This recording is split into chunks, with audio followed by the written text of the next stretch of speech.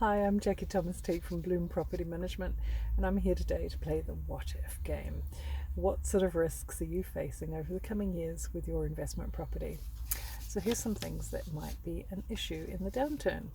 So what if you can't find a good tenant within X number of weeks? Tenants are the lifeblood of our business. Without them, we've got nothing. There's no good having a property if it's not returning an income. And you can't even claim capital gains in a property downturn because actually properties are losing money, not gaining it. It doesn't make great headlines, and it certainly doesn't fuel the landlords are greedy and don't deserve what they get media spiel that we often get in market upturns. So, what if you can't get a tenant next week's? What if you can't get the rent you want? What if a tenant stops paying rent and it takes you a while to get them out of there, and then you've got a vacancy and need to get a new tenant in? These are massive issues. What if a tenant damages the property? Or what if you've got a vacant property that gets vandalised? Back in 2010, because I've been doing this a while, I had essentially a property empty for an entire year. Now that's not strictly what happened. I have 10 properties and we had 10% vacancy rate, so effectively one property was empty the whole year. And I had not one but two properties have their gutters stolen because the gutters were made out of copper and it had cash value for taking them into the metal recyclers. So, that was massive. Obviously, insurance is really valuable. Vandalizing properties is an issue. So what if you need to take it in its tribunal and then take them to debt collection? You need to know what to do about that. What if you have a tenant die on you? That's not great, especially for them. So it's really important to know what to do if that happens. And then there's the random things that you have absolutely no say over whatsoever, which is things like, what if your property is damaged by a natural disaster or something completely random, like a truck running off the road and crashing into your property? Bugger. You need to have a plan in place to deal with these things. Not that I'm necessarily saying you need to plan for vehicles running off the road, but in general, the principle applies. So what if you have large expenses like a re-roof? I have a lot of properties that were built in the 1960s and they're in mostly original condition. Now they're 60 years old now, so things like their roofs all need replacing. So in the last 2 years I've had 3 roofs that need to be replaced. Does my roofing company love me? Absolutely they do. But you need to be prepared and thinking ahead for things like this. Now, will I need to replace those roofs again for 25 plus years? No, I won't. And hopefully they'll last another 50. Or, as I like to say, as long as I will. What if things like your expenses, like your rates, insurance, and mortgage costs increase? Now, in New Zealand, this is absolutely happening. Insurance is increasing massively because of big events like Cyclone Gabrielle, wiping out quite a large part of the Hawke's Bay, causing lots of damage there. The insurance companies need to recoup their costs. Plus, we've got inflation increasing drastically. We've got our local city councils are increasing the rates, and our official catch rate is increasing, so our mortgage rates are increasing. So it's not uncommon for people's interest rates to have tripled, which sounds like a lot, but they have been coming off historic lows and they haven't reached the long-term average yet, which means that there's still potentially quite a ways to go. So what other ifs? What if it's meth contaminated by tenants manufacturing drugs, right? It's a Breaking Bad situation. Obviously that's going to be terrible. And again, you need to have a plan to deal with that or prevent it in the first place. What if you muck up as a landlord and you do something that you shouldn't do, or you've got a property that isn't code of compliant, or things like that? It shouldn't be rented in the first place and you have rented it because somebody needed it. You need to do your due diligence, make sure you're not in that situation.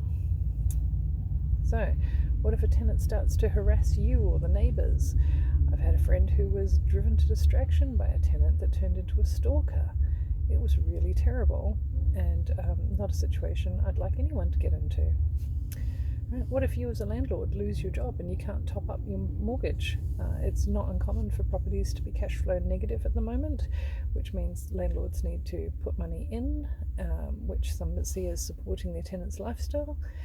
Certainly in downturns, it's a really good time to be a tenant, not so great a time to be a landlord.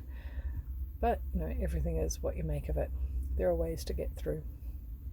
What if your trusted professionals goes broke, defrauds you, goes to jail, that kind of stuff?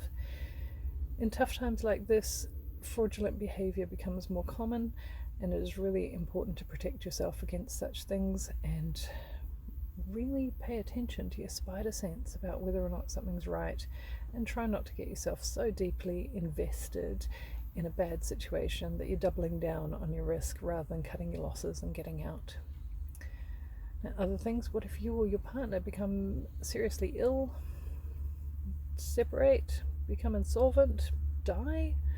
Not nice things to think about, but if some of that you can prevent, or at least mitigate for with insurance, or being really working on your relationship.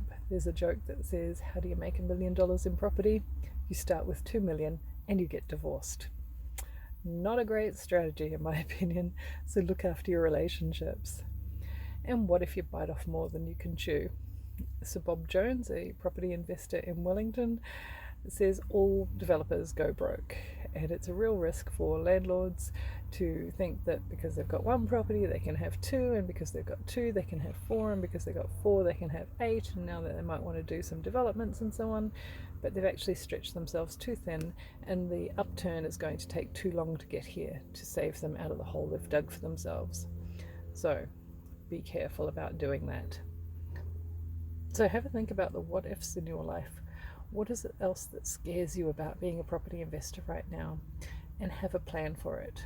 What I want you to do right now is write down at least one thing that is a concern for you, a risk for you, and make a plan now to get yourself out of that situation or prevent it from being a problem.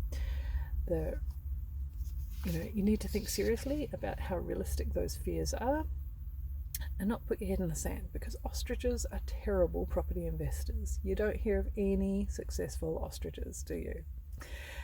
So, some of these issues are probably a 1% chance. Things like costs going up is quite high. That's almost a 100% chance.